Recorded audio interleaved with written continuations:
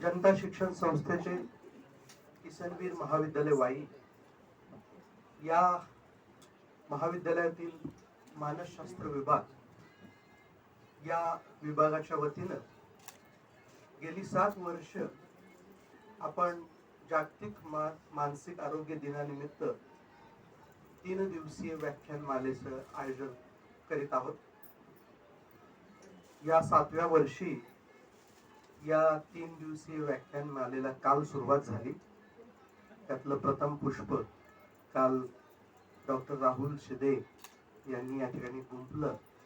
काल आपण सगळ्यांनी त्याचा आस्वाद घेतला. आज या ठिकाणी दुसरं पुष्प गुंफण्यासाठी पुण्यावरून डॉक्टर स्मिता गोडसे आणि सौ मंजिरी चव्हाण या ठिकाणी उपस्थित आहेत. या कार्यक्रमाचे संयोजक डॉक्टर आनंद घोरपडे त्यांचे बंधू थोडे आजारी झाल्याने त्यांना ताबडतोब कराडला जावं लागलं, नाहीतर हे प्रास्ताविक या ठिकाणाला ते या ठिकाणी असते.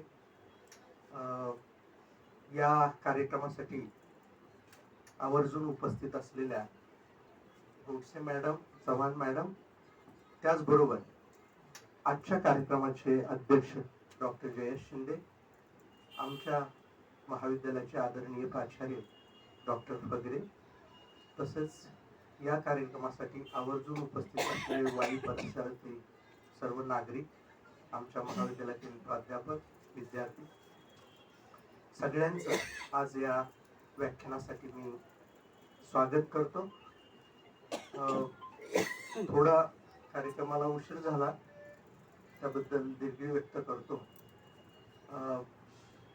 स्वागताचा जो कार्यक्रम आहे तो थोडा उशिरा घेऊ, काही कारणामुळं थोडेसे गुच्छ यायला वेळ लागलेला आहे, परंतु उशीर झालेला आहे म्हणून अगदी फार यामध्ये वेळ न दवडता मी या ठिकाणी गोडसे मॅडम आणि चव्हाण मॅडम यांना या विषयाची मांडणी करायला या ठिकाणी निमंत्रित करतो.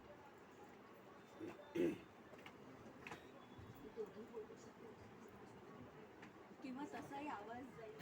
हा, मला वाटतं आवाज येतोय का आमचा? दोन माईक आहेत. एक हातात घ्या आणि एक इथे तुम्हाला बसून बोलायचं असेल, एक तिथं थांबून आणि एक इथं बसून बोलायचं ना.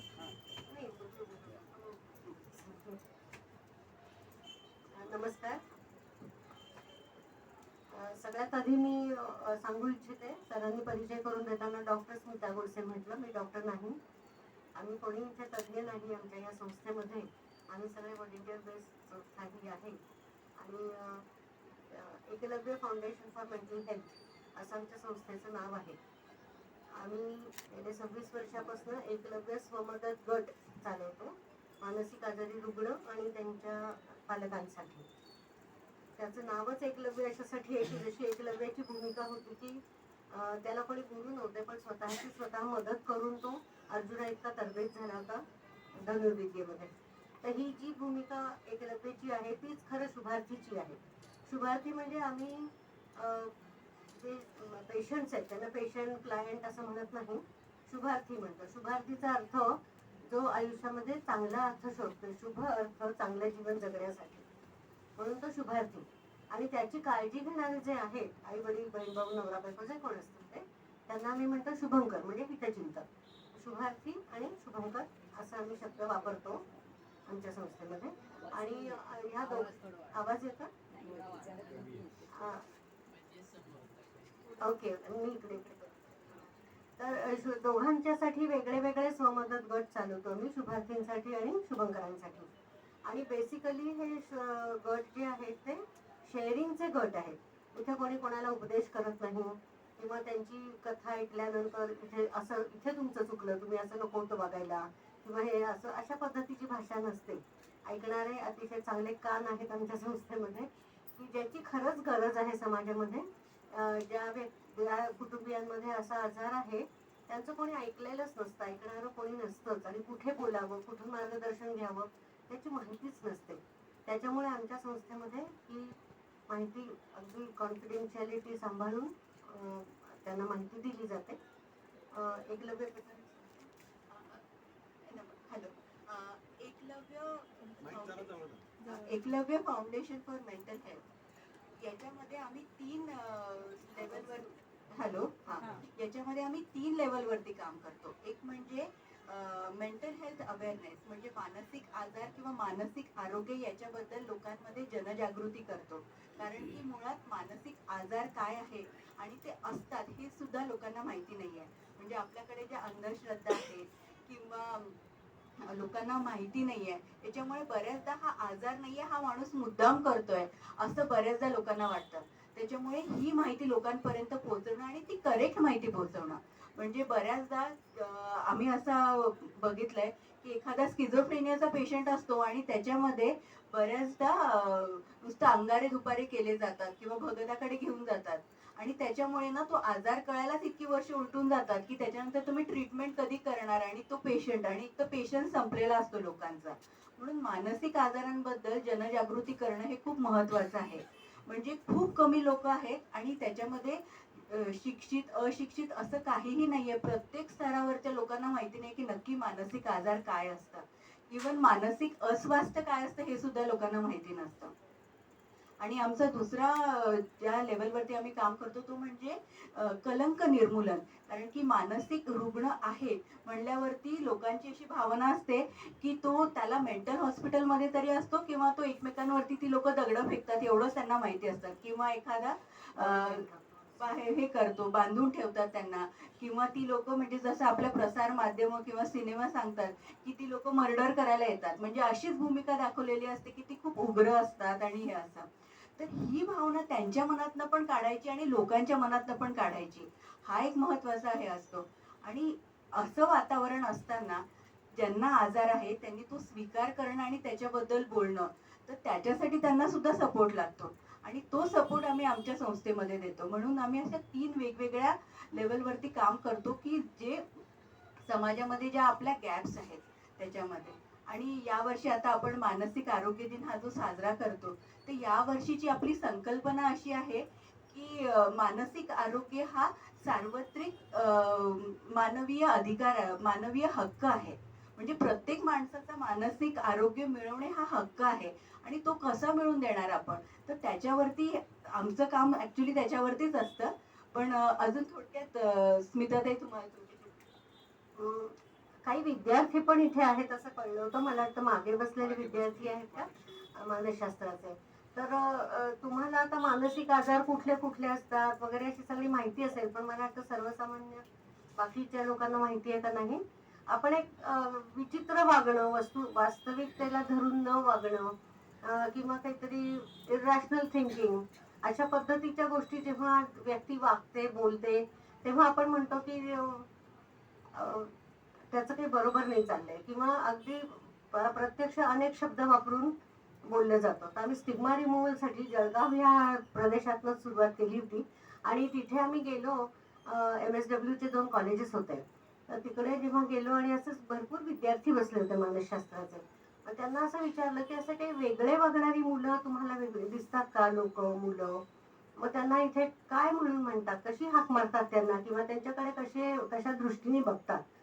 तर सगळे असे आपापसात मुलं एकमेकांना असं हे करून वगैरे हसायला लागली. त्यांना असं कळे ना की आपण बोलायचं कसं, आणि त्यांचे शिक्षकही समोर बसले होते, त्यांच्या समोर हे कसं बोलणार, असे शब्द कसे सांगणार. तर मग एक कागद दिला आणि सांगितलं तुम्ही आपापल्या तुम्हाला जे वाटतात ते शब्द लिहून तुम्ही पाठवा आमच्यापर्यंत. तर अक्षरशः 140च्या वर शब्द आले. इतके शब्द अशा रुग्णांसाठी वापरले जातात, आणि ह्या रुग्णांची मनस्थिती कशी होत असेल हे जेव्हा सगळं असं ऐकतात, तर ही सहृदयता तर नाहीच आहे कोणाकडे, एम्पथी जी हवी ती पण नाहीये. त्यामुळे तर हे समजून की जसे शारीरिक आजार असतात तसेच मानसिक आजार असतात, हे सगळ्यांनी लक्षात घेतलं पाहिजे. मेंदूमध्ये जे केमिकल आहे, जे आपले विचार, भावना आणि कृती ह्याला कंट्रोल करत असतात. विचार, भावना आणि कृती यांची लगाम ज्या केमिकलमध्ये आहे त्या केमिकलमध्येच इम्बॅलन्स झालेला असतो, संतुलन बिघडलेलं असतं त्याचं, म्हणून हे आजार होतात. त्यामुळे विचार एकीकडे, भावना एकीकडे आणि कृती काहीतरी भलतीच घडते. मग पटकन आपण म्हणतो त्याला वेड लागलं, तो असा वागायला लागला, मग त्याला मेंटल हॉस्पिटलमध्ये ठेवलं, किंवा तो असं करतो. तर हे जे त्याचं वागणं विचित्र झालेलं असतं त्याला समाज समजून घेऊ शकत नाही, कारण माहिती नाही, समाजाची चूक नाहीये ते सॉरी त्याच्यामध्ये. पण अज्ञानामुळे, गैरसमजांमुळे, अंधविश्वासामुळे अनेक गोष्टी अशा आहेत की ज्या ह्या मानसिक आजार आहे हे समजायलाच त्यामुळे वेळ लागतो, आणि समजलं तरी तो ऍक्सेप्ट करायला वेळ लागतो. असे काही कुटुंब आमच्याकडे येतात मदत घ्यायला, जाणून घ्यायला की नेमकं काय आहे, आमचा मुलगा असा असा वागतो, तर हे काय आहे, आम्ही कुठे जायला हवं उपचारासाठी. त्यांनाही कुठेतरी माहित असतं की आपल्या मुलाची गाडी डिरेल झालेली आहे, त्याचं वागणं बोलणं वेगळं आहे, पण जायचं कुठे तेही माहिती असतं, पण ती कोर्टाची पायरी चढू नये म्हणतात, तसं मानसोपचार तज्ज्ञाकडे सुद्धा जाणं हे लांछनास्पद वाटतं. त्याच्यामुळे मग ते जात नाहीत. आणि अशा कारणामध्ये जर हे मी सांगितलं की खूप गॅप तयार होतं, म्हणजे असं विचित्र वागणं जेव्हा अनुभवास येतं, निदर्शनास येतं, त्याच्यानंतर हे इतर उपचार करण्यामध्ये 8-10 वर्ष निघून जातात, तरी व्यक्ती नीट वागत नाहीये, नीट बोलत नाहीये, सुरळीत त्याचं काही चाललं नाहीये आयुष्यामध्ये, असं लक्षात येतं, तेव्हा मग ते सायकॅट्रिस्टकडे जातात. तोवर 8-10 वर्ष निघून जातात, मग आजार क्रॉनिक होतो, क्रॉनिक झाल्यामुळे आयुष्यभर औषधं घ्यावी लागतात. हे सगळं असं दुष्टचक्र आहे. त्यामुळे या गोष्टी वेळेवर माहिती होणं यासाठी आमचे असे प्रयत्न असतात. आणि त्याची लक्षणं काय आहेत, मला वाटतं मागे बसलेल्या तुमच्यापैकी कोणी सांगू शकेल का, मानसिक आजाराची लक्षणं काय असतात? मी सांगू का? हा मग जरूर. तुम्हाला माईक हवा दादा?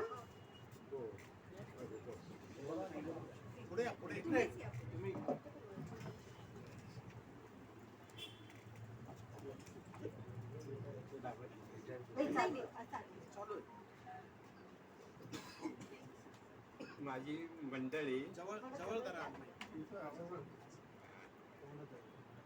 हा, माझी मंडळी 14 वर्षापासून आजारी आहे आणि तिला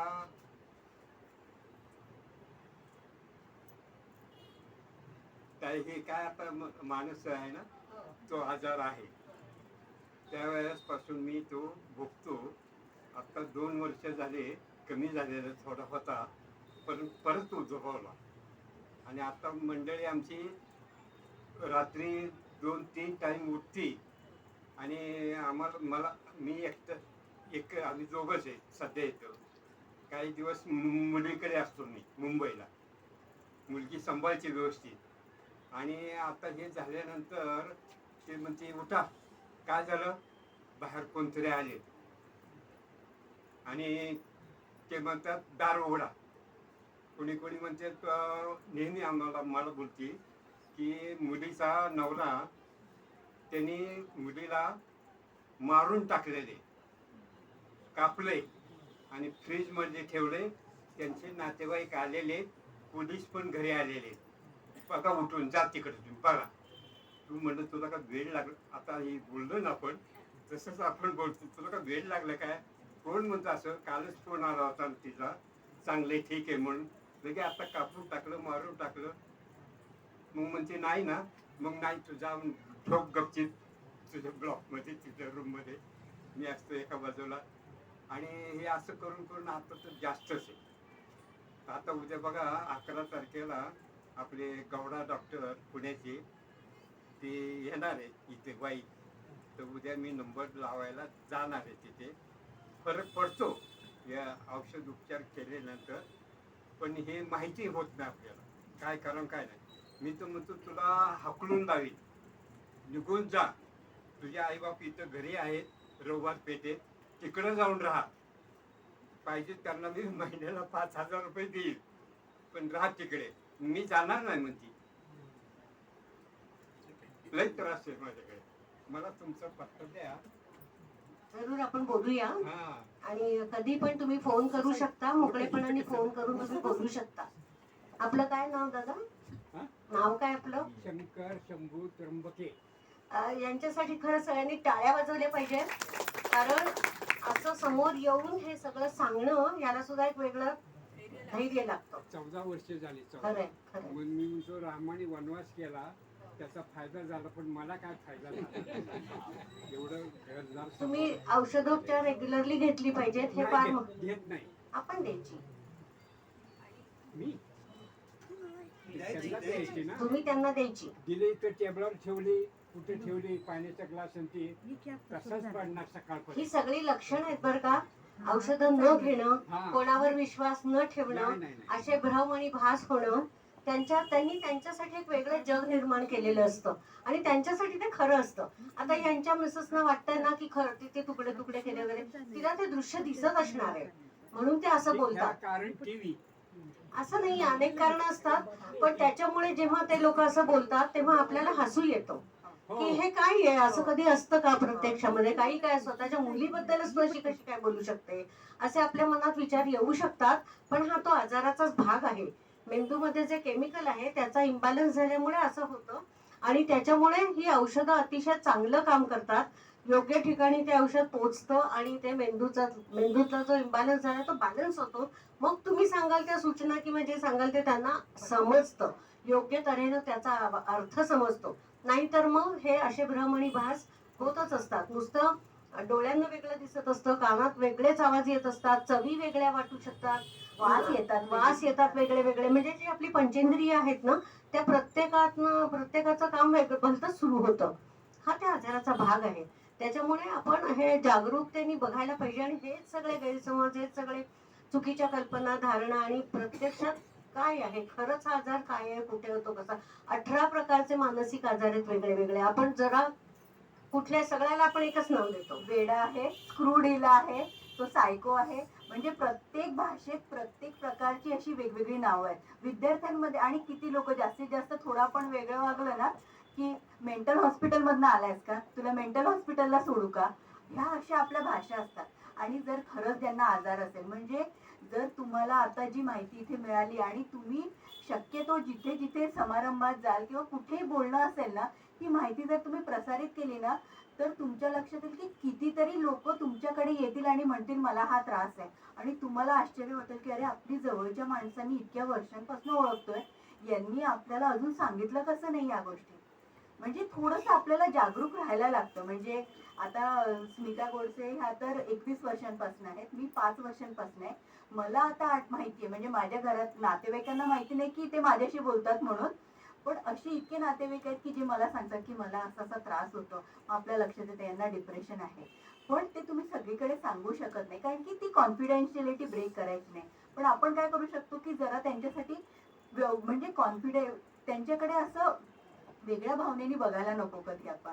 कारण की आज समजा आपल्याकडे कोणाकोणाला इथे बीपीचा त्रास आहे, कोणाला शुगरचा त्रास आहे, आपल्या ओळखीच्यांमध्ये हार्टचा प्रॉब्लेम आहे, कोणाला याची ब्लड थिनरच्या गोळ्या असतात, कोलेस्ट्रॉलच्या गोळ्या असतात. ह्या त्या एकदा तुम्हाला डॉक्टरांनी सांगितलं तर तुम्ही ते आयुष्यभर गोळ्या घेताना तुम्ही असं नाही म्हणणार वाढू दे माझं बीपी, मला नाही करायचंय काय.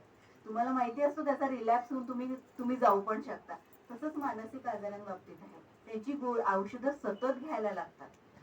आणि तुम्हाला असं वाटत असेल की हे ना खूप अशा अशिक्षित लोक किंवा अशाच लोकांना होतं. आमच्या सोबत जी पेशंट्स आहेत त्यातले एक पेशंट डॉक्टर आहेत, ती शिकतीये मुलगी, MD करती आहे, एक सायंटिस्ट आहेत, एक एमटेक झालेला मुलगा आहे, सगळे वकील, इंजिनियर, सगळे पेशंट्स आमचे मेंबर्स आहेत. म्हणजे आपल्यापेक्षा चांगल्या पद्धतीने परफॉर्म करणारी लोक पेशंट आहेत, जी औषधं घेऊन सगळ्या या सुविधा घेऊन व्यवस्थित परफॉर्म करतायत. म्हणजे असं नाहीये की एकदा मानसिक आजार झाला की त्यांचं आयुष्य गेलं किंवा आपण आता आयुष्यभर भोगायचं. तो त्रास असतो कुटुंबियांना, तो एक वेगळाच प्रकार आहे. म्हणजे की त्यांना खूप ताण असतो त्याच्याविषयी. त्याच्यामुळेच खरं कुटुंबियांसाठीचा जो सपोर्ट ग्रुप आहे त्याच्यामध्ये ह्या सगळ्या गोष्टी त्यांनी सक्षम होणं, सबल होणं हे पहिलं काम आहे. त्यामुळे आम्ही जिथे जिथे ग्रुप सुरू करतो तिथे आधी पालकांचा ग्रुप सुरू करतो, कारण त्यांना ह्या सगळ्या गोष्टींची नीट माहिती होणं आणि त्यांनी सक्षम होणं हे जास्ती महत्वाचं आहे. तर ते आपल्या पाल्याला चांगली सेवा देऊ शकतात, चांगली मदत करू शकतात. तर असे आमचे सपोर्ट ग्रुप्स असतात. आणि हा जो हक्काबाबत आपलं या वर्षीची थीम आहे, तर ह्यांचे बेसिक हक्क जे असतात ना ते पण त्यांना मिळत नसतात बरं का. कारण एकदा ठरवलंय की याला काही कळत नाही, हा वेडा आहे, याच्याकडे काही लक्ष द्यायची गरज नाही, तर इतकं त्याच्याकडे दुर्लक्ष केलं जातं, टाळलं जातं की कुटुंबीय ठरवतात आपल्याला हॉटेलमध्ये जायचंय.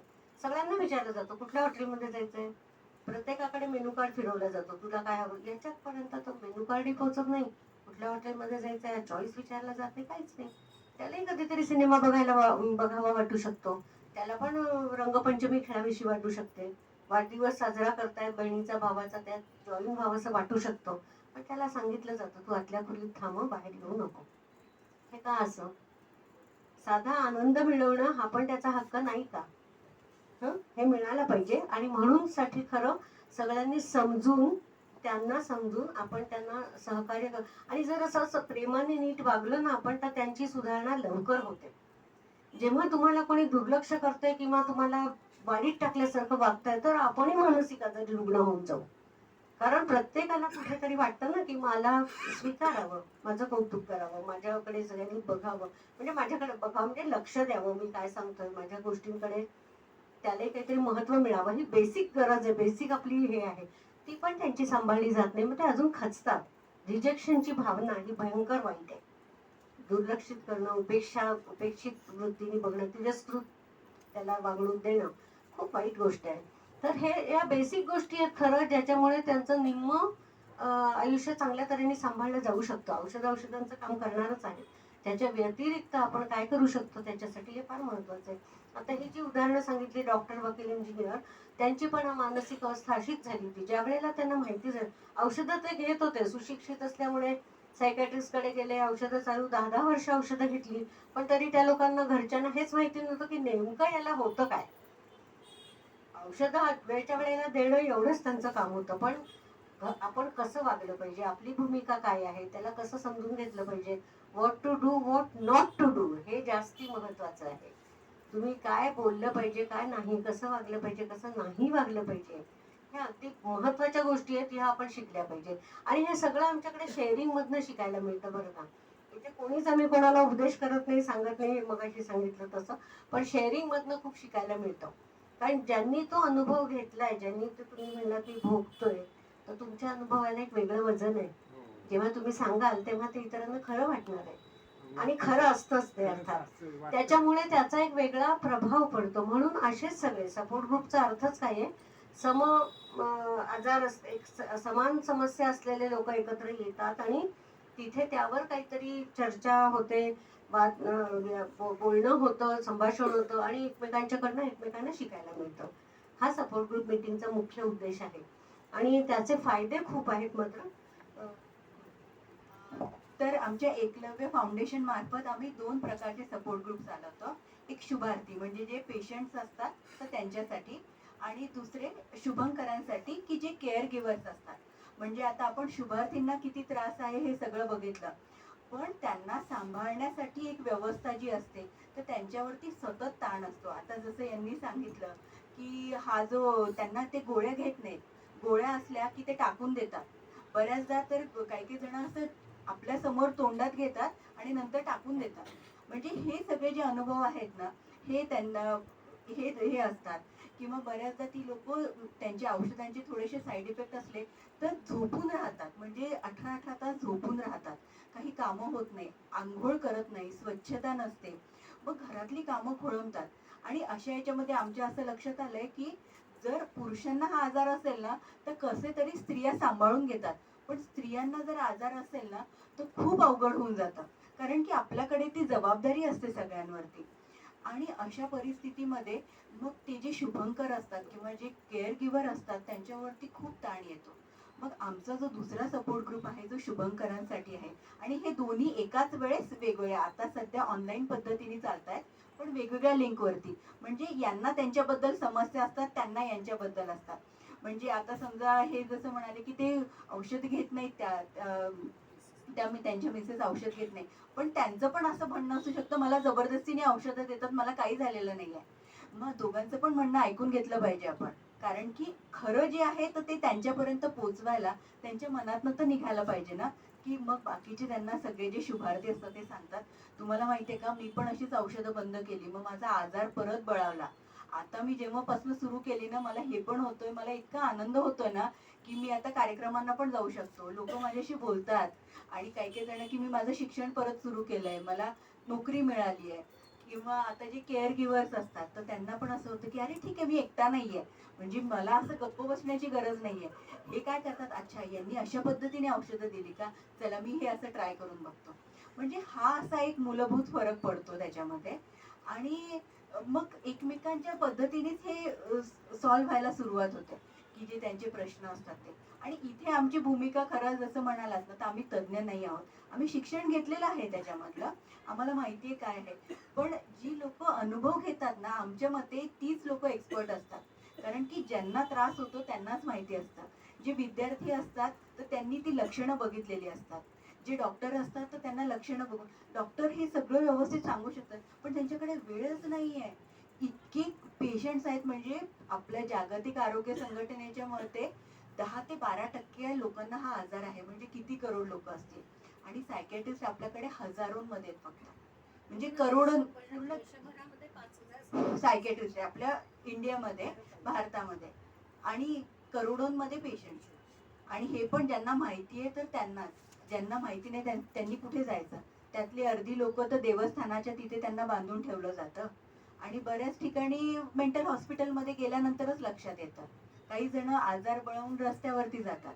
पण हे जर का लक्षात आलं लवकर आणि पटकन ती समजा हे घेतली, स्टेप घेतली ना, तर खूप फायदा होतो. म्हणजे एक मी उदाहरण सांगते, आमचे एक मिरजचे डॉक्टर आहेत, ते आमच्याकडे वर्कशॉप घ्यायला आले होते. म्हणजे कोण माणूस कसा प्रसार करू शकतो याच्यावरनं सांगते तुम्हाला. की एकदा त्यांनी त्यांच्याकडे स्किझोफ्रेनियाचा पेशंट होता. तर त्या लोकांना ना असे भास होतात, ऐकू येतात कानात किंवा काही दिसतं, असे वेगवेगळे होते. तर त्यांच्याकडे तो पेशंट आला आणि त्याने नियमित औषधं घेतली, पालकांनी सगळी दिली आणि त्याची लक्षणं आटोक्यात आली. तर मग त्या गावामध्ये तो जो मांत्रिक होता त्यांच्याकडे, तर तो म्हणाला यांची लक्षणं इतकी, पहिले ते मांत्रिकाकडे गेले होते, यांची लक्षणं इतकी आटोक्यात कशी झाली. मग त्यांनी सांगितलं की असा असा आजार होता, ही औषधं घेतली. पुढच्या वेळेस त्या मांत्रिकाकडे असाच जण आला तर त्यांनी लक्षणं बघितले, तो म्हणाला माझ्याच्यानी नाही होणार, तुम्ही सायकॅट्रिस्ट कडे जा. म्हणजे ही किती मोठी गोष्ट आहे की तो मांत्रिक शिक्षित आहे अशिक्षित आहे आपल्याला माहिती नाही, पण त्याच्यामध्ये हा अवेअरनेस होता की हे माझ्याच्यानी होण्यासारखी गोष्ट नाहीये. पण त्यांनी त्यांच्याकडे पाठवलं. आणि हे सर म्हणाले, सर विचारायचे त्यांना की तुम्ही कुठून आले, कुठनं माहिती मिळाली, म्हणजे त्यांचं कम्युनिटी हेल्थ मध्ये खूप जास्त सहभाग होता सरांचा. तर ते म्हणाले की नाही, आम्हाला त्या मांत्रिकांनी सांगितलं. म्हणजे तो जो आमच्यासाठी होता टर्निंग पॉइंट, की आपण सगळीकडे बोलायचं, कुठे ते बी रुजेल सांगता येत नाही. म्हणून हा असा फायदा होतो. म्हणजे आता इथे जी लोक आहात ना, तर तुम्हाला थोडक्यात जरी तुम्ही ह्या गोष्टी सांगितल्यात ना लोकांपर्यंत, तुम्ही नक्की बघा की कोणाला ना कोणाला तरी फायदा होईलच त्याचा. आणि स्किझोफ्रेनिया हे एक आजाराचा प्रकार आहे, ज्याच्यात हे सगळं आता आपण म्हटलं की भ्रम होणं, भास होणं, पंचेंद्रियांच्या द्वारे जो काय वेगळे वेगळे त्रास होत आहेत ते. त्याच्या व्यतिरिक्त अजून पण मानसिक आजार मुख्य असे दिसून येतात. ओसीडी म्हणजे काय, ऑब्सेसिव्ह कंपल्सिव्ह डिसऑर्डर, म्हणजे परत परत तीच तीच कृती करत राहणे. त्यांना असा विश्वास नसतो, भरोसा नसतो की मी गॅसची बटणं बंद केली आहेत का, दिवे बंद केले, सारखं पुष्कळ वेळा उघड बंद ते करतात. हे एक उदाहरण झालं. किंवा तीच गोष्ट आणखीन इतर बाबतीत पण आहे, कुलूप लावलं का नाही, खूप वेळा ते अर्ध्या वाटेत गेले परत येऊन पुन्हा बघतात की कुलूप लावलंय का नाही. हे जसं वागण्यातलं आहे ओसीडी ऑब्सेशन, तसं विचारांचं सुद्धा असतं. तेच विचार, मग ते चिंतेचे असू शकतात, चांगले असू शकतात, वाईट असू शकतात, त्या विचारातून ते बाहेरच जात नाही. तो विचारांचा ओसीडी झाला. असे ओसीडीचा एक प्रकार आहे. तसंच आहे डिप्रेशन, तर आपल्याला माहितीच आहे, पण इतका तो सहज शब्द वापरला जातो, असा वापरू नये खरं तर. एखाद दिवशी आपल्याला लो वाटतं, काही करावंसं वाटत नाही, अगदी झोपून राहावं, आळस आला, कंटाळा आला, म्हणजे आज मी इतकी डिप्रेशन मध्ये होते ना असं म्हणतात. हे चुकीचं आहे असं म्हणणं. डिप्रेशनची लक्षणं आणि जे काय आहे ते खूप कठीण आहे. त्यामुळे त्याची लक्षणं अशीच आहेत की काही करावंसं वाटत नाही, मग कशात उमेद नसते, आतून जी आपल्याला आपण स्वयंप्रेरणा असते, स्वयंस्फूर्ती असते की आपल्याला इतकं असं उठायचंय, मग हे करायचंय, दिवसभरात हे करायचंय, ते आजारी आहेत त्यांना भेटायला जायचं, त्याचा वाढदिवस आहे त्याच्याकडे केक न्यायचा, म्हणजे हे आपण एक नॉर्मल सोशलायझेशन आपलं जे काही असतं त्यातलं काहीच त्यांच्या बाबतीत होत नाही. नुसते ते घरात झोपून निष्क्रिय झोपून राहतात. अजून बायपोलर मूड डिसऑर्डर असा पण एक आजार आहे. घड्याळाचं जे पेंडुलम असतं ना, ते कसं इकडून दोन्ही बाजूला तसं त्यांचं एका वेळेला ते खूप आनंदी असतात, खूप त्यांच्यामध्ये एनर्जी असते, मी अमका बिझनेस करीन तमका करीन एवढं लोन काढतात आणि बिझनेस सुरू करतात. ती त्यांची अति याची टोकाची भूमिका आहे. पण त्याच्यातनंच ते हळूहळू औषधं नाही घेतली तर हे प्रकार कसे होतात, ओसीडी ज्याला आपलं बायपोलर असेल त्याला हळूहळू हळूहळू ते इतके डिप्रेशनमध्ये जातात. म्हणजे अगदी एकदा अति उत्साह आणि एकदा अति डिप्रेशन, अशा दोन ह्याच्यामध्ये ते हेलकावे खात असतात, झुलत असतात. तर ते पण खूप कठीण जातं बरं का. पालकांना कळत नाही की ह्याच्याशी मी वागायचं कसं. जेव्हा तो असं सांगतो ना की आता मी अमुक करणार आहे बिझनेस, अक्षरशः पालक 10-10 लाख रुपये त्याच्यासाठी खर्च करतात, त्याला एक बिझनेस उभा करून देतात, मग तो अमुक करेल तमुक करेल असं त्यांना वाटत असतं. पण ज्या वेळेला ते औषधं न घेतल्यामुळे पुन्हा जेव्हा तो डिप्रेशनकडे जातो तेव्हा सगळं ती निस्तरपट्टी पालकांना करावी लागते, कारण सगळं डबकाई द्यायचं. तर असे सगळे आजारांचे प्रकार आहेत आणि हे आपल्याला माहिती नसतं. आपल्याला वाटतं मुद्दाम करतो, लाडावलेला आहे म्हणून करतो, आई वडिलांनी जास्तीच त्याला शेफारून ठेवलंय किंवा अति लाड केले, नकार त्याला पचवता येत नाही आणि असं होतं मग हळूहळू. तर त्यामुळे ह्या गोष्टी लक्षात घेणं, असं काही वेगळं झालं ताबडतोब सायकॅट्रिस्टची मदत घेणं. अगदी सायकॅट्रिस्टकडे नसेल नाही जायचं, पण ऍटलीस्ट काउन्सिलर्स आज खूप चांगले आहेत. काउन्सिलर्सकडे जाऊन आपण मार्गदर्शन घेऊ शकतो. ते ठरवू शकतात औषधं घ्यायला हवीत का नकोत आणि कशा प्रकारे त्याला आपल्याला जागेवर आणता येईल. म्हणून या स्वमदत गटांचं खरं या सगळ्या गोष्टींची इतक्या सखोल अशी चर्चा होते ना की सगळ्यांना व्यवस्थित माहिती होते. त्यामुळे ती मनाची तयारी होते. ऍक्सेप्टन्स ही खूप मोठी गोष्ट आहे. स्वीकारणं, जे आहे ते स्वीकारणं. डायबिटीज वगैरे नाही का छान प्रकारे स्वीकारत सगळे हुशार काय मारून सांगतात माझा चहा करा पण बिनसाखरेचा बरं. अगदी त्याच्यात काही वाटत नाही सांगायला, किती छान सांगतात. आणि लोकही आजकाल अगदी व्यवस्थित विचारतात तुमच्यासाठी आम्हालाही आता आम्ही आलं त्या विचारायला साखर चालेल ना. तर अशा पद्धतीने काही त्याच्यात वाटत. तसंच मानसिक आजाराबाबत झालं पाहिजे, तो आमचा प्रयत्न आहे. अजूनही मानसिक आजार बाल्यावस्थेतच आहे आपल्याकडे, की अजून तो स्वीकारला जात नाही, समजला जात नाही. तर ह्याच्यासाठी आम्ही एक रिकव्हरी मेथड म्हणून वापरतो. मगाशी जे हिने सांगितलं रिकव्हरी इंटरनॅशनल अशा नावाची एक संस्था आहे अमेरिकेमध्ये. 90 वर्षापूर्वी तिथे एक न्यूरो सायकॅट्रिस्ट होऊन गेले, डॉक्टर अब्राहम लो. त्यांनी पेशंट तपासता तपासता त्यांच्या असं लक्षात आलं की सारखं औषधं देणं आणि त्याच्यानेच तो बरा होणार आहे. तो औषधं देऊन जेव्हा तो स्टेबल होतो त्यावेळेला त्याला असं ते बोलता बोलता सांगायचे की अरे तो म्हणाला की मी असं असं करतो, मला ते जमत नाही पण आता जमायला लागलंय. तेव्हा ते म्हणाले अरे आपण आपली सवय जुनी सवय प्रयत्नाने घालवू शकतो, हेच तू सिद्ध केलंस. तर हे एक मदत तत्व झालं. अशी त्यांनी मदत तत्व 250-300 विकसित केली. म्हणजे बोलता बोलता अशी जी झाली ती अशी निवडली आहेत आणि त्याला आपण रिकव्हरी टूल्स म्हणतो. मदत तत्व टूल्स म्हणजे आपलं जे काम हलकं करतात ना, मदत करतात ते टूल्स. तर हे वैचारिक मदत म्हणून यांना रिकव्हरी टूल्स म्हटलेले आहे. आणि ती आम्ही काही सिलेक्टिव्ह आपल्याकडे दैनंदिन ह्याच्यात लागतील असे 45च्या आसपास घेतली आहेत, इंग्लिश मराठीमध्ये केलेली आहेत. त्याचा इतका सुंदर उपयोग होतो की स्वतःला लक्षात येतं पेशंटला. आता त्याला ते आत्मभान आहे की मला असा त्रास आहे, मला जेव्हा माझी लक्षणं वाढतात तेव्हा नेमकं काय होतं. आतल्या आत खूप राग येतो आणि असं वाटतं की खूप राग आला, ह्यांच्या अंगावर जोरात काहीतरी फेकून मारावं का वगैरे अशी शिवशिवत असतात हात. पण त्याला हे कळतं की नाही आता ही माझी लक्षणं आहेत, ही वाढत आहे, मी काय करायला पाहिजे. Control your muscles. साधं सोपं वाक्य आहे, स्वतःला सांगतो आणि तो आटोक्यात ठेवतो स्वतःची लक्षणं. अशी ती सोपी पद्धत आहे, पण ती त्याच्यासाठी प्रॅक्टिस पाहिजे. आणि प्रॅक्टिस होते ती आमच्या सगळ्या सपोर्ट ग्रुप मीटिंग्स मधनं होते. असे प्रसंग शेअर करतात दरवेळेला शुभार्थी की नेमकं आठवड्याभरामध्ये आपल्याला असं आपण सांगू शकतो की काय त्रास झाला होता, कुठला त्रासदायक प्रसंग झाला, मग तू कुठली मदत तत्व वापरली आणि त्याने तो प्रसंग चांगल्या तऱ्हेने कसा हाताळला. हे जेव्हा तो करू शकतोय तर मी का नाही करू शकणार, असं दुसऱ्याला त्याच्यातनं प्रेरणा मिळते.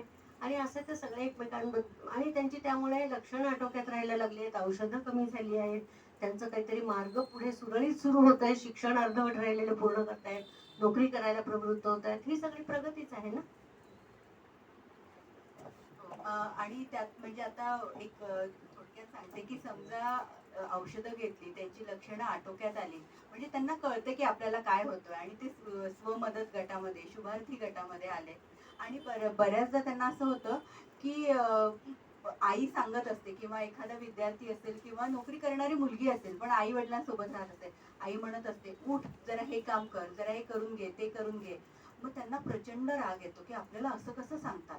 मग आपल्या ग्रुपमध्ये ते येतात, मग त्यांच्या लक्षात येतं की आपल्याला खूप राग आलेला आहे, आता आपल्या कानशिलत आपलेली आहेत आम्ही त्यांना सांगतो की तुम्ही पहिले लक्षणांकडे लक्ष द्या. मग त्यांच्या लक्षात येतं की काहीतरी बिनसलंय, माझी मनस्थिती जरा हल्ली आहे बरं का. मग ते सांगतात की हो हो असं झालं. काय झालं माहितीये का ताई, मला ना आई असं म्हणाली आणि माझी ना कानशिला तापायला लागली. मला इतका राग आला ना, असं वाटलं हे सगळं जे समोर चहा आहे ना तो कप फेकून द्यावा आणि रूम मध्ये जाऊन बसावं. पण माझ्या लगेच लक्षात आलं बरं का की ही आपली लक्षणं वाढली आहेत, हा आपल्याला जरा थोडंसं अस्वस्थ वाटतंय. मग मी काय केलं, मग आम्ही विचारतो ना, मग काय केलं तुम्ही, आपली एवढी मदत तत्व आहे, तुम्ही काही वापरलं का. मग मी माहितीये का काय केलं ताई, की मी ती मदत तत्व वापरलं की आंतरिक शांतता टिकवणे हे माझे सर्वश्रेष्ठ ध्येय आहे. हे मी वापरलं. आणि लोकांच्या वागण्याचा आपल्याला त्रास होतो, पण आपल्याला त्रास द्यावा म्हणून मुद्दाम कोणी असं वागत नाही, हे वापरलं. आणि तसं बघितलं तर आपल्याला नेहमी असं होतं की आपल्या घरात आपले कोणी बॉस असतात, आपल्या घरातली मोठी माणसं असतात, छोटी माणसं काहीतरी बोलतात, त्यांना आपल्याला त्रास द्यायचा म्हणून नसतं, पण आपण तो त्रास करून घेतो. मग हे जसं जेव्हा त्यांच्या लक्षात येतं आणि ती व्यवस्थित जरा ती हँडल करतात तो जो छोटा छोटा स्ट्रेस, मग तसं केलं तरच ती सामान्य माणसांसोबत काम करू शकणार आहे. आणि त्यांच्याकडनं पण आम्ही इतकं शिकतो की जर ही लोक हँडल करू शकतात स्ट्रेस, तर मग आम्ही पण का नाही, मग आम्ही पण त्यांच्याकडनं शिकतो. अशा बऱ्याच गोष्टी त्यांच्याकडनं आम्हाला शिकता येतात, ते आमच्याकडनं शिकतात आणि एकमेकांकडनं शिकतात. ही खूप महत्वाची गोष्ट आहे. आणि शुभंकर गट जो की केअर गिव्हरचा गट असतो, तर त्याच्यामध्ये आम्ही महत्वाचे मुद्द्यांबद्दल चर्चा करतो. की समजा एखादा मुलगा असेल थोडा वेगळा वागला की आपल्याकडे सगळ्यात पहिला उपाय करतात म्हणजे याचं लग्न करून टाकू म्हणजे हा सुधारेल. ही आपल्याकडचा सगळ्यात मोठा गैरसमज आहे. आणि सामान्य माणसाला लग्न सांभाळता इतके कष्ट होतात की ज्यांना त्रास असतो त्यांना खूप अवघड जातं, कारण ते सोपं नाहीये एखाद्या कोणाची जबाबदारी घेणं, घराची जबाबदारी घेणं. आणि अशा याच्यामध्ये मग त्याच्यावरती सखोल चर्चा होते की आमची अशी केस होती, असं आम्ही लग्न केलं, मग तो डिवोर्स झाला, मग त्याच्यानंतर काय ताण झाले. कारण की समोरच्याला कल्पनाच दिलेली नसते की असा असा आजार आहे. औषधं घेत नाही, थोडं बरं वाटलं की कितीतरी अशा मुली आहेत की सासरी काय सांगणार तुम्ही की कशाची औषधं घेतात, बंद करतात, आता बरं वाटतंय, परत आजार उफळून आला, लोक घरी आणून ठेवतात किंवा मुली डिवोर्स घेतात, असं दोन्ही होतं. किंवा औषधं, आता बरं वाटतंय औषधं बंद करा, किंवा आता मी हे सोडून देतो, मी ते सोडून देतो, अशा बऱ्याच गोष्टी होतात. मग हे पालकांना अशी चिंता होते की अरे आमचं काय चाललंय, म्हणजे आता आम्ही काय करायचं. मग ते पालक एकमेकांशी शेअर करतात की कसा तो अनुभव झालाय, कसं आम्ही त्याच्यातनं बाहेर पडलोय, आणि त्याच्यामुळे त्यांना एकमेकांना खूप फायदा होतो याचा. तर मला असे अनेक विषयांवर पालकांच्या गटामध्ये चर्चा होते. लग्न करावं का न करावं, करावं तर केव्हा करावं, औषधं, त्याचे साईड इफेक्ट्स आहेत म्हणून मग आम्ही आज त्याच्या 4 गोळ्या बंदच केल्या, 2च चालू ठेवल्या. किंवा डॉक्टरांकडे जाताना असं होतं तर मग आम्ही काय करू, किती दिवस घ्यायचं म्हणून आम्ही असंच करतो, किंवा होमिओपॅथी घेऊ का, आयुर्वेदिक घेऊ का, अनेक प्रकारची चर्चा असते. अनेक प्रकारचे शंका त्यांच्यामध्ये असतात, किंवा असे प्रश्न खूप असतात, त्यांना नेमकं कळत नाही. तर हे सगळे अनुत्तरितच राहतात त्यांचे प्रश्न, कारण डॉक्टरांकडे एवढे सगळं समजावून सांगायला वेळच नाहीये. तर मग अशा चर्चा आमच्याकडे सपोर्ट ग्रुप मीटिंग मध्ये होतात. आणि असे एक एक विषय घेऊन आम्ही आमच्या पातळीवर तर होतं तर चर्चा, पण तरी असे काही प्रश्न असतील तर आम्ही तज्ज्ञांचंही मार्गदर्शन घेतो, त्यांना पण मीटिंग मध्ये बोलवतो आणि ते व्यवस्थितरित्या ती मीटिंग मग हँडल होते. मला वाटतं 1-2 जण हात वर करतायत, तुम्हाला काही प्रश्न विचारायचे असतील जरूर विचारा. दादा माझी एक विनंती आहे, हा, तुम्ही उभं राहून बोलण्यापेक्षा बसून बोललात नाही तर आम्हाला जास्त उभं राहिलं ना की आम्हाला सगळे दिसतात, मग बरं वाटतं. आणि कसं आपल्याला एक्सप्रेशन कळतात ना, त्याच्यामुळे आपल्याला बऱ्याच गोष्टी बोलायच्या आणि हा माईक चालू आहे, दोन्ही माईक चालू नाही, मी तो बंद ठेवला, असं केलं. आवाज असे मी प्राध्यापक रमेश वैद्य. 17-18च्या दरम्यान साधारणपणे मला घड्याळाचे जे आकडे असतात ते जरा अंधुक दिसायला लागले किंवा अस्पष्ट जाणवले. तर मी म्हटलं चष्म्याचा नंबर बदलला असेल, मग बघायला गेलो तर 2 सव्वा 2चा 3.5 नंबर अचानकपणे मला तिथं सांगितला गेला. तुम्ही जे डायबिटीजच्या बद्दल बोललात त्याच्या संदर्भात. मग इथं शिवाजी कदम बसलेले, त्यांच्या लॅबमध्ये गेलो, 495 सुरुवात झाली. ते हादरले आणि म्हटले ऍडमिट व्हायला पाहिजे. मी म्हटलं मी तर स्कूटर चालवत बायकोसोबत आलो. नाही म्हटले तुम्ही डॉक्टरांना दाखवा ना. पतंगे डॉक्टरांच्याकडे गेल्यानंतर औषधं सुरू त्यांनी हे सांगितलं की पाहुणा घरी चालेला आहे ऑलरेडी तुमच्या, तो काही माघारी जाणार नाही म्हटलं ऍक्सेप्टेड. तुम्ही जे म्हटलं की थोडासा चहा नको, माझं म्हणणं आहे, इतक्या चवी आपल्या जिभेला कळतात, त्याच्यातली एक चव जर आपल्या आयुष्यात नसेल फार काही बिघडत नाही. So that should be accepted.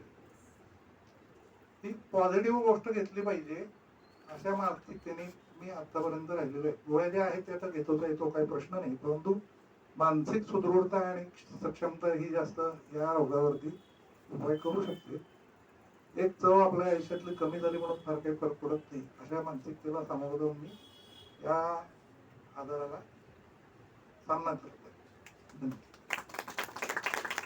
सगळीकडेच हा ऍक्सेप्टन्स हा मुद्दा फार महत्वाचा आहे. आपण जर ती गोष्ट स्वीकारली ना तर पुढचं सगळं काम सोपं होतं. नाहीच आहे करत राहिलं तर त्याच्यातनं अनेक फाटे फुटत जातात आणि अनेक गोष्टी नव्याने उद्भवतात. त्यामुळे स्वीकारलं तर पुढच्या गोष्टी सुरू होतात. उपचार घेणं सुरू होतं, औषधं घेणं सुरू होतं, बरं होणं सुरू होतं आणि मग ते सगळे त्याची सगळ्याची जाणीव झाली की आपोआपच माहिती आहे की अरे याच्याने मी नीट राहू शकतो, सगळ्या गोष्टी माझ्या व्यवस्थित चालू आहेत, मग याला काय हरकत आहे, कशाला आपण बाऊ करतो औषधं घेण्याचा, कमीपणा का वाटून घेतो. नाही येत असं काही तसं वाटून घ्यायचं. अजून कोणाला बोलायचं होतं ना? मला वाटतं अजून एक हात वर आला होता. ओके, विद्यार्थ्यांना काही विचारायचंय का? नाही हे खरं ना इंटरॅक्टिव्ह सेशन असायला पाहिजे, कारण की आम्ही बोलण्यापेक्षा ऐकण्यावरती आमचा भर जास्त असतो. म्हणजे त्यांचं झालं की तुम्ही या. आत्ताच बाबांनी सांगितलं की त्यांच्या मिसेस 14 वर्ष झाले ते वनवास भोगल्यागत त्यांना वाटतंय, पण ते तुम्ही आधीपासून तुम्हाला माहिती नव्हतं, तुमच्यापर्यंत पोहोचलं नव्हतं की हा मानसिक आजार आहे. मानसिक आजाराची आपण सर्वजण जास्त करून माहिती घेत नाही किंवा शिकलेला असून पण आपल्याला माहिती नाहीये आणि ते आपण ऍक्सेप्ट करत नाही की घरातली व्यक्ती मानसिक आजार, आता स्किझोफ्रेनियाच घ्या की त्या आजारामध्ये अतिशय छोटी छोटी लक्षणं आहेत, जसं की त्यांना भास होतो किंवा कानामध्ये वेगवेगळे आवाज येतात, पायामध्ये टोचल्यागत वाटतं किंवा कोणतरी त्यांना असं बोलतंय हिनवतंय असं वाटायला लागतं. असं छोट्या छोट्या गोष्टींपासून लक्षणं चालू होतात आणि घरची म्हणतात की नाही, ती सामावून घेत नाहीत आणि त्यांना ऍक्सेप्ट करत नाही आपण. तसं आपण ऍक्सेप्ट करत नाही, त्यामुळे त्यांच्यावरती परिणाम होत जातो आणि ती आपल्यामध्ये एक वेळ असं येतो की ती स्वतःहून आपल्यामध्ये मिसळण्यास मनाई करतात. ती येत नाहीत की नाही आपल्याला ती ऍक्सेप्ट करत नाहीयेत, त्यांच्यामध्ये पण बदल व्हायला सुरुवात होतो. पण ते पायरी आहे की घरामधल्यांनी पहिल्यांदा ऍक्सेप्ट केलं पाहिजे. बाहेरचे लोक ऍक्सेप्ट करायला खूप वेळ लागतो,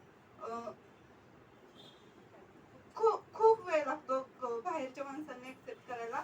तुम्ही घरापासून आता तुम्हीच घ्या की असं म्हटला की नाही त्या गोळ्या घेत नाहीत, पण ते गोळ्या घेत नाहीत ना ते पण लक्ष नाही. आपण त्यांना सांगितलं की नाही, म्हणजे त्यांना आपण समजून सांगायचं की नाही गोळ्या घेतल्या, समोरच्या व्यक्तीला पण सांगायचं नाही की तू एडी आहेस वगैरे, असं आपण रागारागात बोलतो पण असं बोलायचं नाही बाबा. कारण की काय असतं, काय वेळेस काय होतं, आता तुमच्याकडून पण वयोमानानुसार काही बदल होत जातात आणि आपल्याला छोटे आपल्या घरातले नातुंड वगैरे बोलतात की काय नाही बाबा वेडे आहेत, असं आहे तसं आहे. पण तसं काही नसतं, वयोमानानुसार होत जातं. आणि ह्या आजारांमुळे त्यांच्या म्हणजे आपल्याला एवढा त्रास होतो की घरामध्ये कोण असलं आजारी, असं मानसोपचार तज्ञांना जाऊन भेटावं की त्यांच्याकडून आपण गोळ्या असतात, त्या गोळ्या एकदम असे हरभरा एवढ्या असतात, त्याने एक गोळी घेतली तर बरं होतं आणि ते अखंडितपणे चालू ठेवले पाहिजे गोळ्या. त्यामुळे का नाही खूप प्रमाणावरती का नाही स्किझोफ्रेनिया सारखा खूप मोठा आजार येतो, त्याची लक्षणे खूप मोठी आहेत. त्या माणसांना भरपूर प्रमाणात त्रास होत असतो, तरी पण ती लढत असतात. ते आपल्या बरोबर मिसळायला पण नाही, म्हणजे मिसळू पण शकत नाहीत, इतक्यापर्यंत त्यांना त्रास होत असतो. आणि आपण म्हणून जातो की काय नाही वेडी आहे, ते अशीच करतायत तशीच करतायत, हसण्यावारी नेतो. हे अतिशय चुकीचं आहे. आपण शिकलेलो आहे, तुम्ही ह्या व्याख्यानमाले मधून तुम्ही एवढंच घेऊन जावा की नाही, आपल्या घरामध्ये छोटे छोटे व्यक्ती असतात पण त्यांना पण ही लक्षणं चालू होतात, ती तुम्ही लवकर समजून घेतलीत आणि नंतर ना पुढे जाऊन तुम्ही काउन्सिलर म्हणजे त्याची पायरी आहे की तुम्ही काउन्सिलरकडे जावा. काउन्सिलर मग तुम्हाला त्यांच्या थेरपीज असतात, म्हणजे REBT वगैरे अशा वेगवेगळ्या थेरपीज असतात. त्या थेरपीज पासून सुरुवात करतात. जर त्यांच्याकडून होत नसेल तर ते सांगतात की सायकेट्रिस्टकडे जावा. मग त्यानंतर ना त्यांनी तसं सांगितल्यानंतर ना पुढे मग गोळ्या औषधं चालू होतात. गोळ्यांवरून म्हणजे ते मानसिक आजार असतात ना त्यामध्ये भरपूर प्रमाणामध्ये त्यांचे मानसिक आजार कमी कमी होऊ लागतात. जसं की थंडी ताप आल्यानंतर ना आपण डॉक्टरांकडे जातो त्याप्रमाणेच त्यांना पण आपण लक्ष ठेवायचं असतं. एकच गोळी असते ती घ्यायला मनाई करतात पण आपण त्यांना द्यायची, लाडानं प्रेमानं समजून त्यांना सांगितलं की ते म्हणतात आणि मान्य पण करतात. खूप छान सांगितलं बरं का, ही अतिशय उत्तम काउन्सिलर होणार आहे. खूप छान. तुझं काय नाव? गौरी. खूप छान. तिने खूप छान पद्धतीने सांगितलं काका तुम्ही. हा, आणि खरंच आहे. आणि तरी सुद्धा औषधं घेत नसतील ना, आपण डॉक्टरांशी सतत संपर्कात राहायचं की त्या नाही घेत औषधं किंवा काय, तर ते आपल्याला वेगळे वेगळे मार्गही सुचवतात. तर त्या पद्धतीने होऊ शकतं आपल्याला, म्हणजे आपण देऊ शकतो औषधं. हल्ली डिप्रेशन आणि स्ट्रेस हे दोन शब्द परावलीचे शब्द झालेले आहेत. आणि बहुतांश आपण बघतो की सेलिब्रिटींच्या आयुष्यामध्ये ते खूप वेळा ऐकायला मिळतं आणि मग त्यातनं ते सुसाईड पर्यंत अगदी जात असतं. तर अशा वेळेला स्वमदत केंद्राची काय मदत होते आणि औषधोपचार आणि समुपदेशन यानं ह्या दोन गोष्टींचा वापर करून त्यातून ते बाहेर पडू शकतात का? निश्चित पडू शकतात. स्वमदत गट ह्याच्यामध्ये खूप मोठी भूमिका बजावतो. कारण का इथे अनेकांचं शेअरिंग ऐकू येतं, आपल्याला ऐकायला मिळतं. अनेक जणांना तशा पद्धतीचे त्रास होत असतात. फक्त ते इथे त्यांची अभिव्यक्ती व्हायला त्यांना एक प्लॅटफॉर्म मिळतो जो त्यांना मिळालेला नसतो, म्हणून ते एक मार्गी एकच विचार करतात आणि सुसाईड पर्यंत पोहोचतात. पण जर असं त्यांनी स्वमदत गट अटेंड केले तर इथे सुद्धा त्यांच्याच सारखे प्रश्न अनेक शुभार्थींना असू शकतात. पण त्यांनी ते कसे टॅकल केले, त्यातनं ओव्हरकम कसं केलं, आणि आपल्या आयुष्यामध्ये कितीतरी गोष्टी करण्यासारख्या आहेत. आपण हा ऍक्सेप्ट केला तर काय काय होईल, या सगळ्या गोष्टी त्यांना नकळत तिथे शिकायला मिळतात. आणि ही गोष्ट टाळली जाऊ शकते. आमच्याकडे शेअर करतात की मी 2दा असा प्रयत्न केला होता पण आता मला असं लक्षात आलंय परत मी असं करणार नाही. हे भान येणं, आत्मभान येणं, याच्यासाठी स्वमदत गटाचा खूप मोठा फायदा होतो. म्हणजे जनरली 2-3 उदाहरणं दिली जातात. एक तर म्हणजे डॉक्टर शीतल आमटेंची आत्महत्या हा खूप मोठा धक्का आहे.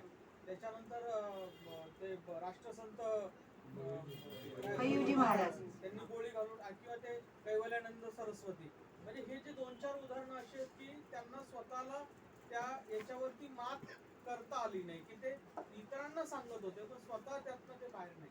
तर त्याच्याविषयी थोडं. आता याच्यामध्ये आपल्याला दोन गोष्टी बघायला लागतील की त्यांच्या कामामुळे जो त्यांना ताण येतो आणि आजार, या दोन वेगवेगळ्या गोष्टी आहेत. म्हणजे प्रत्येक याच्यामध्ये आता जे आपण मोठे मोठे सेलिब्रिटी बघतो तर त्याच्यामध्ये ते फक्त ताण असं सांगतात, पण त्याला असे वेगवेगळे डायमेन्शन्स असू शकतात. म्हणजे त्या गोष्टी आपल्यापर्यंत पोहोचतच नाही. पण जेव्हा जर का आता त्यातल्या त्यात मी तुम्हाला एक ज्या गोष्टींचं म्हणजे अधिकृत उदाहरण आहे ते म्हणजे दीपिका पडुकोण यांचं. तर त्यांना डिप्रेशनचा त्रास होता आणि त्यांनी म्हणजे असं होतं की त्या रडायच्या, म्हणजे आपली दीपिका पडुकोण ही रडायची.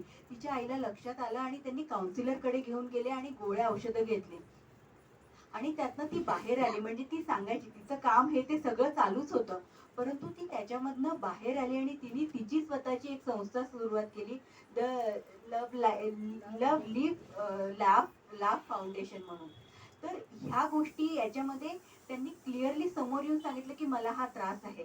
पण जी बाकीची जी तुम्ही उदाहरणं सांगितली आहेत ना, त्याच्यामध्ये आपल्याला अजून नक्की माहिती नाही की हा ताण नक्की कशामुळे आहे.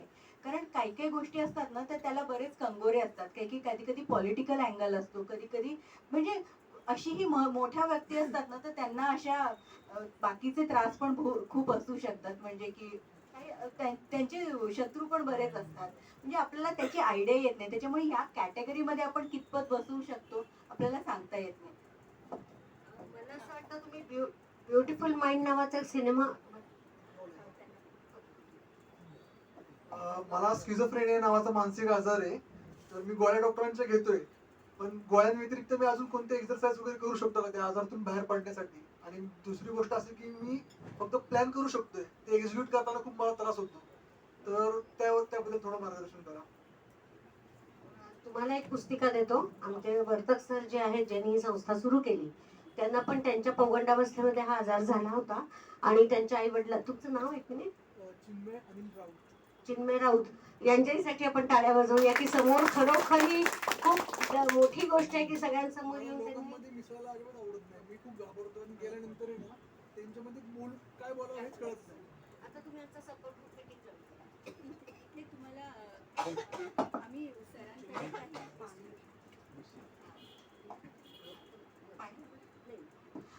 तर आम्ही आमच्या संस्थेचं नाव आणि हे सगळं आहे आणि आमचं व्हिजिटिंग कार्ड सुद्धा आहे. तर तुम्ही एकदा आमच्याशी नीट फोनवरती बोला.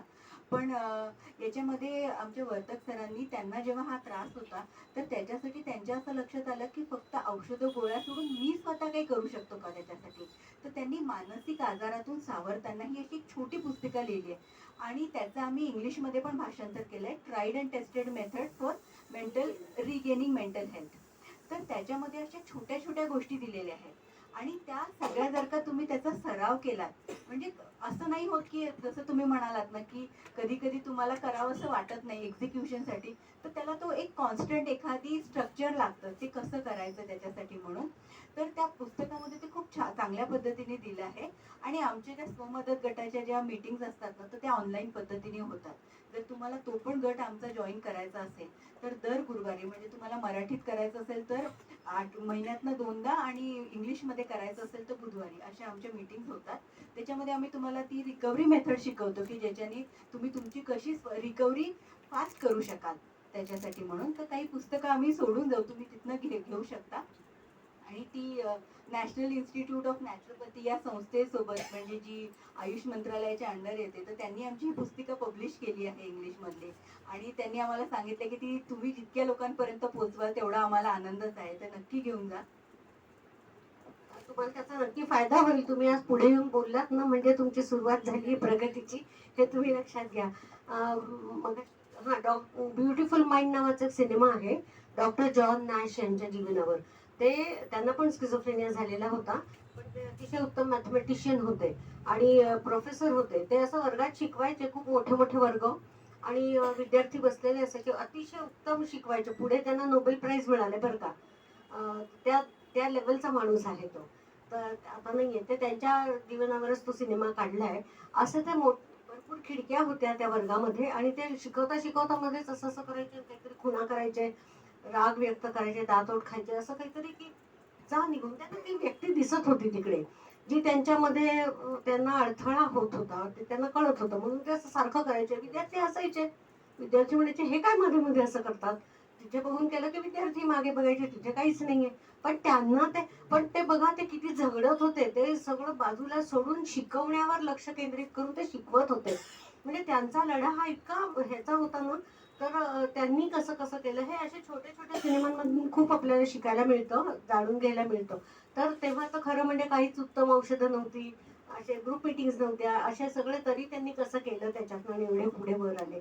शेवटी जेव्हा त्यांना नोबेल पुरस्कार मिळतो, मग त्यांची बायको सोडून गेली होती अशा सगळ्या ह्याच्यात, म्हणजे परत ती आली आणि नोबेल पुरस्कार मिळाल्यावर असे ते दोघं बसलेले आहेत आणि तो विचारतो बायकोला, हे खरंच मिळालंय का मला, का हाही माझं भास आहे.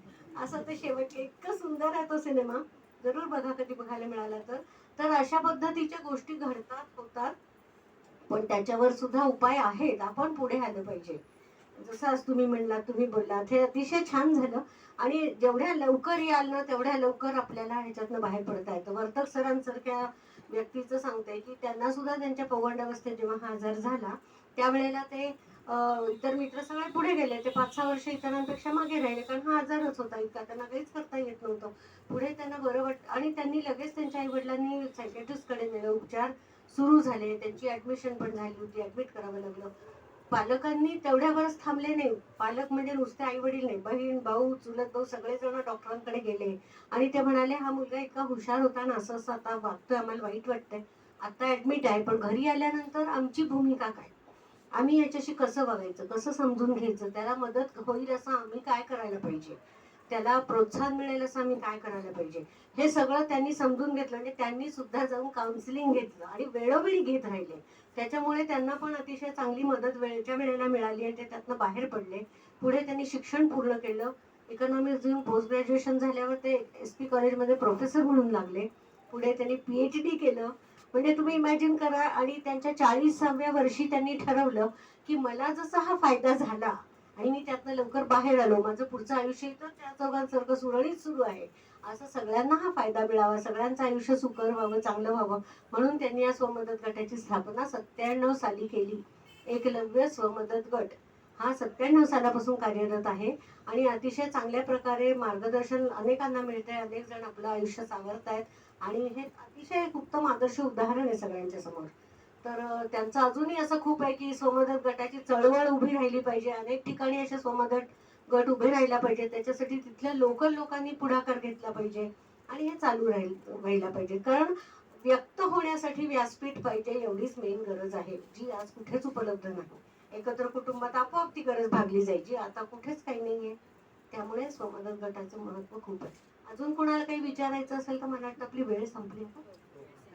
हा, एकच शेवटचा एक हो.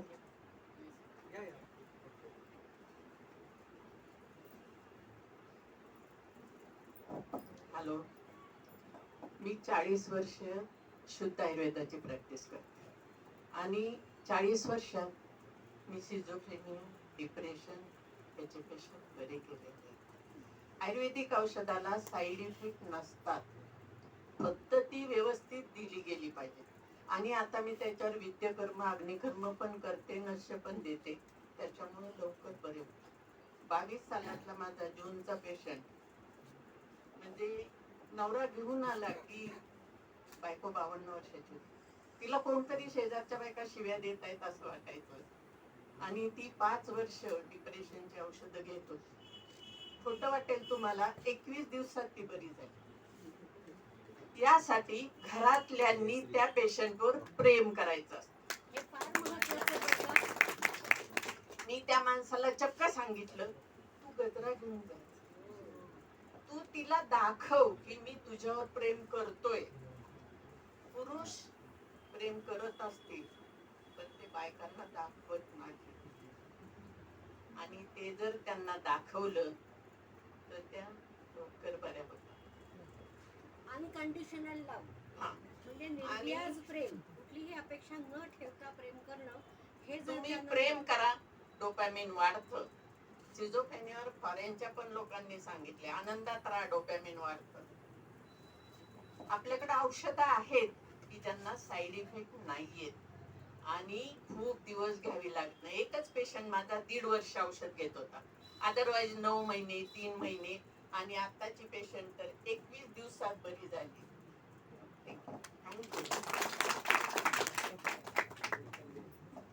यांनी जसं सांगितलं 21 दिवसात बरी झाली वगैरे, अशा खूप रेअर उदाहरणं असतात नक्की. पण मला असं त्याच्यावर सांगायचं, आठवण करून द्यायची आहे की म्हणजे आपल्याकडच्याही पेशंटचा आजार 21 दिवसात बरा होईल असं आपण गैरसमजुतीत राहू नये.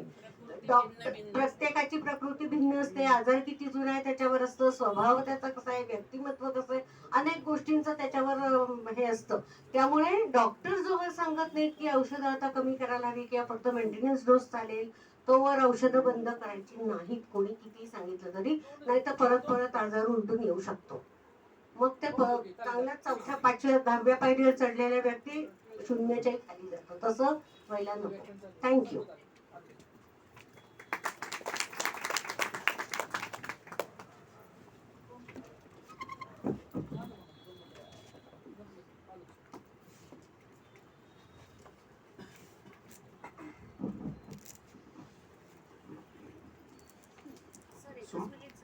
पुस्तकं आम्ही आणली आहेत, कोणाला हवी असेल तर जरूर घ्या. नंतर इथे भेटू. पुस्तकं सुद्धा किंवा त्यांचं कार्ड किंवा हे सगळं उपलब्ध आहे. त्याचबरोबर समजा आत्ता काही अडचण असेल, नंतर तुम्हाला काही मदत हवी असेल तर आमचा मानसशास्त्र विभाग आणि घोरपडे सर हे सतत तत्पर आहेत. विद्यार्थी आमचे किती प्रभावित होऊन BA भाग 3 ला तो विषय घेतलेला आहे, जवळजवळ 10 विद्यार्थ्यांनी सायकोलॉजी. त्या विषयामध्येच करिअर करायचं हे निश्चित करून त्या विषयाला आलेले आहेत. आणि त्यामधली एक विद्यार्थिनी या ठिकाणी येऊन बोलली, तुम्ही पाहिलंच असेल. तर मगाशी थोडा उशीर झाल्यामुळं मी परिचय वगैरे किंवा सत्कार न करताच कार्यक्रम सुरुवात केली, कारण त्यांना पुण्याला जायचंय. तर अगदी 2 मिनिटात मी माननीय प्राचार्यांना विनंती करतो. आता स्वागत न म्हणता त्यांनी जवळजवळ 1 तास खूप प्रत्यक्ष अशी महत्वाची ह्या ठिकाणी मांडणी केली. स्वमदत गट आणि तो पुण्यामध्ये जशा स्वरूपाचं कार्य करतो याची सगळी इत्थंभूत माहिती दिली. त्याचबरोबर काही व्यक्तींना इथं समोर येण्याची संधी दिली, त्यांना प्रत्यक्ष बोलायला या ठिकाणी प्रवृत्त केलं. आणि त्यामधून आपल्याला या संपूर्ण मानसिक आरोग्याच्या संबंधी किती गांभीर्याने विचार केला पाहिजे त्याचं भान या ठिकाणी निर्माण केलं. त्यामुळं आजच्या ह्या दोन्ही वक्त्या ज्या आहेत त्यांचा या ठिकाणी प्रथम माननीय प्राचार्यांच्या हस्ते सत्कार करत आहोत. माननीय प्राचार्यांना मी विनंती करतो की गोडसे मॅडमचा त्यांनी सत्कार करा.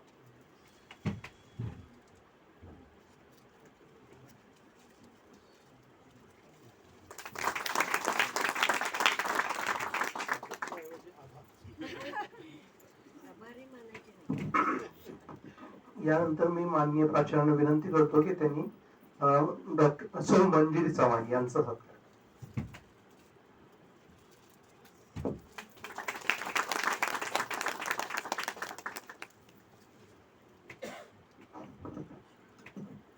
दोघींनी आपल्याला एक वेगळ्या पद्धतीचं या ठिकाणी भान निर्माण केलं.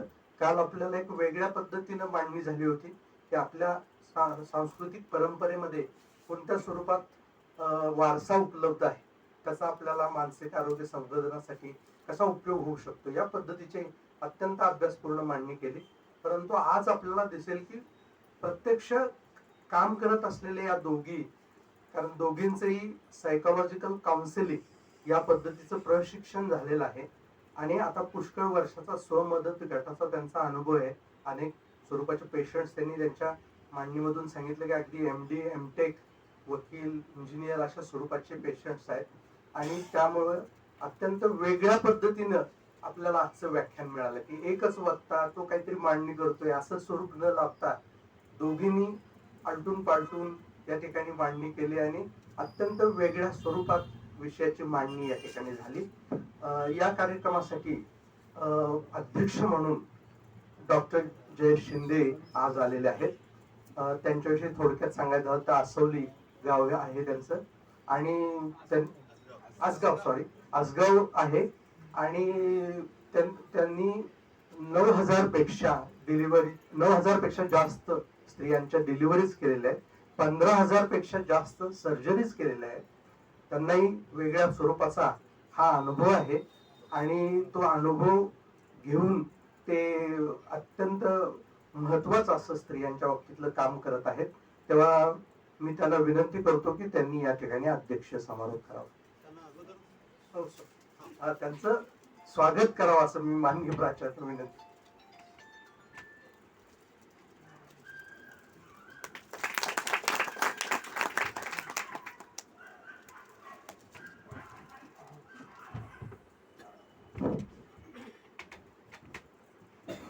मी सरांना रिक्वेस्ट केली की म्हटलं मी स्टेजवर कधी बोलत नाही, म्हणजे पेशंट बरोबर अर्धा तास बोलायला मी अर्धा तास बोलेल पण स्टेजवर मला काही बोलता येत नाही.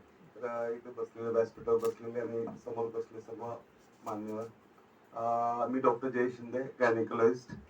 मराठीत ज्याला आपण ऍक्च्युली स्त्री आरोग्य तज्ञ म्हटलं पाहिजे, बरोबर? तर त्याला ऍक्च्युली चुकीचा शब्द वापरतात. तर ऍज अ गायनेकोलॉजिस्ट मग मी माझ्या विभागातल्या काही 1-2 महत्वाच्या घटना मी तुम्हाला सांगतो. त्यानंतर तुम्हाला कळेल की मेंटल हेल्थ किती महत्वाची आहे. एक स्वतः एक्सपिरियन्स घेतलेला म्हणजे जो लाईव्ह एक्सपिरियन्स आहे माझा. मी स्वतः डॉक्टर, मी स्वतः गायनेकोलॉजिस्ट. ओके, माझा मित्र स्वतः MD एनेस्थेशिया.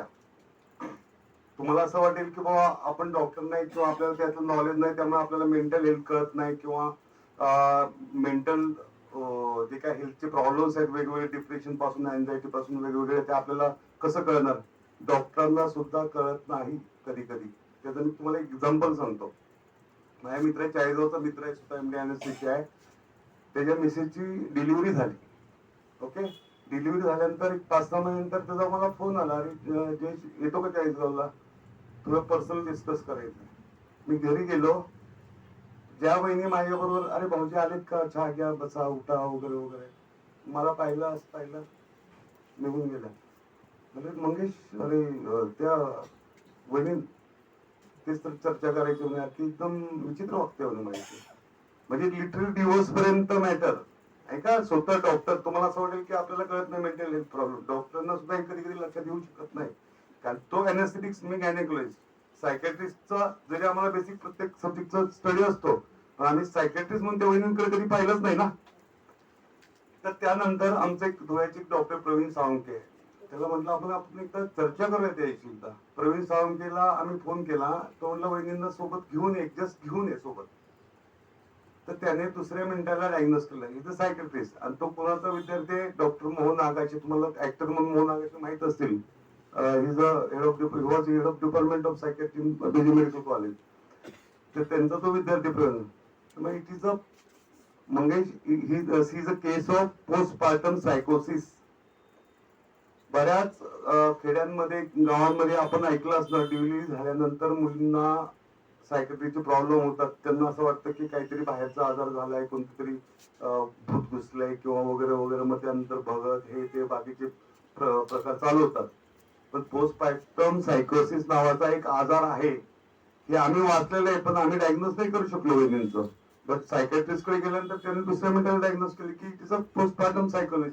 म्हणजे डिलिव्हरी नंतर बऱ्याच स्त्रियांमध्ये सायकोलॉजीचे प्रॉब्लेम होतात, सायकॅट्रिकचे प्रॉब्लेम होतात. जी डिलिव्हरीच्या अगोदर जी स्त्री अतिशय नॉर्मल होती, ती डिलिव्हरी नंतर 3-4 महिन्यानंतर अतिशय विचित्र अवस्थेत परिस्थिती मुलांना सांभाळ, म्हणजे खूप तुम्ही कल्पना करू शकत नाही. डिवोर्स पर्यंत मॅटर आलेलं इतकंपर्यंत ती. पण तो सुद्धा नाही. तर उदाहरणार्थ की सायकॅट्रीचे प्रॉब्लेम आपल्या समाजामध्ये खूप आहेत. त्याचं डायग्नोसिस होणं महत्वाचं आहे, वेळेत डायग्नोसिस होणं महत्वाचं आहे.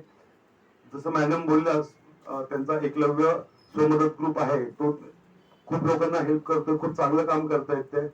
पण सायकॅट्रिस्ट कडे जाताना अजून सुद्धा लोकांच्या मनामध्ये, समाजामध्ये एक स्टिग्मा आहे की मी काय मेंटल थोडी, मी कशाला जायला पाहिजे सायकॅट्रिस्ट कडे.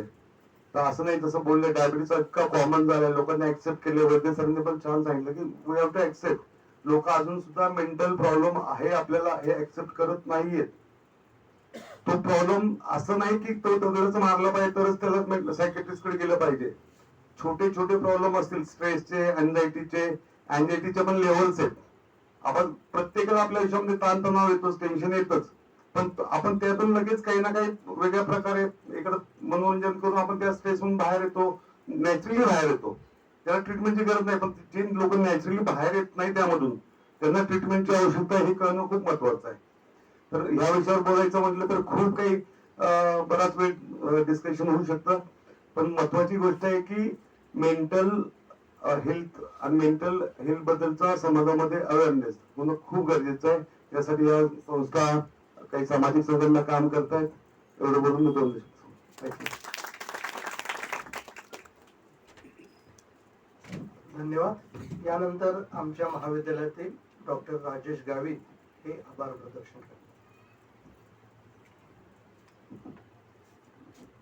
जनता शिक्षण संस्थेचे किसनवीर महाविद्यालय वाई मानसशास्त्र विभाग आयोजित जागतिक मानसिक आरोग्य दिनानिमित्त 3 दिवसीय जी काही व्याख्यानमाला आम्ही इथं आयोजित केलेली आहे, त्या व्याख्यानमालेच्या दुसरं पुष्प गुंफण्यासाठी स्मिता गोडसे आणि मंजरी चव्हाण मॅडम इथं उपस्थित राहिल्यात आणि त्यांनी अत्यंत छान पद्धतीने छोटे छोटे प्रश्न कशा पद्धतीने सोडवावे त्याबद्दल आपल्या सर्वांना मार्गदर्शन केलेलं आहे. तर मी सर्वप्रथम त्यांचं किसनवीर महाविद्यालयाच्या वतीने त्यांचा आभार मानतोय. त्याच पद्धतीने आज इथं डॉक्टर जयेश शिंदे सुखांजली हॉस्पिटल वाई यांनीही बोलता बोलता सांगितलं की मला काही जास्त बोलता येत नाही, परंतु बरंच काय बोलून गेले आणि त्यांचंही मी किसनवीर महाविद्यालयाच्या वतीने त्यांचंही आभार मानतोय. त्याचप्रमाणे आमचे महाविद्यालयाचे प्राचार्य आमच्या वेगवेगळ्या असे जे कार्यक्रम आम्ही आयोजित करतो त्यांना नेहमीच त्यांचा पाठिंबा असतोय. तेही इथं उपस्थित राहिले, त्यांचे मी आभार मानतोय. त्याचप्रमाणे कला शाखेचे डॉक्टर सुनील सावंत सर उपप्राचार्य म्हणून काम करत आहेत, ते इथं उपस्थित राहिलेत. आणि वाई नगरीतील सर्व ज्येष्ठ नागरिक इथं येऊन हा कार्यक्रम ऐकून घेतला, आपले प्रश्न विचारलेत. आपल्या सर्वांचं मी आभार मानतो आणि हा कार्यक्रम इथं संपला असं जाहीर करतोय. धन्यवाद.